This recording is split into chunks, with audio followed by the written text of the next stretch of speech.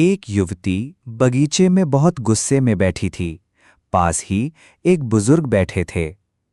उन्होंने उस परेशान युवती से पूछा, क्या हुआ बेटी, क्यों इतना परेशान हो? युवती ने गुस्से में अपने पति की गलतियों के बारे में बताया। बुजुर्ग ने मंद मंद मुस्कुराते हुए युवती से पूछा, बेटी, क्या तुम बता सकती हो तुम्हारे घर का नौकर कौन है? युवती ने हैरानी से पूछा, क्या मतलब? बुजुर्ग ने कहा, तुम्हारे घर की सारी जरूरतों का ध्यान रखकर उनको पूरा कौन करता है? युवती, मेरे पति। बुजुर्ग ने पूछा, तुम्हारे खाने पीने की और पहनने ओढ़ने की जरूरतों को कौन पूरा करता है? मेरे पति। बुजुर्ग, तुम्हें और बच्चों को किसी बात की कमी ना हो और तुम सबका भविष्य सुरक्षित रहे, इसके लिए हमेशा चिंतित कौन रहता है? मेरे पति। बुजुर्ग ने फिर पूछा, सुबह से शाम तक कुछ रुपयों के लिए बाहर वालों की और अपने अधिकारियों की खरी खोटी हमेशा कौन सुनता है? युवती, मेरे पति।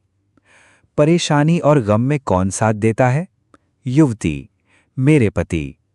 बुजुर्ग बोले, एक बात और बताओ, तुम्हारे पति इतना काम और सबका ध्यान रखते हैं, क्या कभी उसने तुमसे इस बात के पैसे लिए? कभी नहीं। इस बात पर बुजुर्ग बोले कि पति की एक कमी तुम्हें नजर आ गई, मगर उसकी इतनी सारी खूबियां तुम्हें कभी नजर नहीं आईं। मानो ना मानो, जब तुम दुखी हो तो वो तुम्हें कभी अकेला नहीं छोड़ेगा। वो अपने दुख अपने ही मन में रखता है, लेकिन तुम्हें नहीं बताता, ताकि तुम दुखी ना हो। हर वक्त हर दिन तुम्हें कुछ अच्छी बातें सिखाने की कोशिश करता रहता है, ताकि वो कुछ समय शांति के साथ घर पर व्यतीत कर सके और दिन भर की परेशानियों को भुला सके।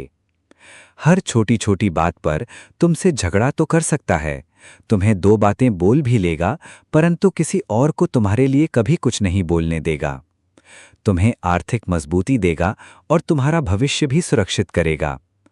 कुछ भी अच्छा ना हो फिर भी तुम्हें यही कहेगा, चिंता मत करो, सब ठीक हो जाएगा। माँ बाप के बाद तुम्हारा पूरा ध्यान रखना और तुम्हें हर प्रकार की सुविधा और सुरक्षा देने का काम करेगा। तुम्हें समय का पाबंद बनाएगा। तुम्हें चिंता ना हो, इसलिए दिन भर परेशानियों में घिरे होने पर भी तुम्हारे 15 बार फोन करने पर भी सुनेगा और हर समस्या का समाधान करेगा। चूंकि पति ईश्वर का दिया एक स्पेशल उपहार है, इसलिए उसकी उपयोगिता जानो और उसकी देखभाल करो।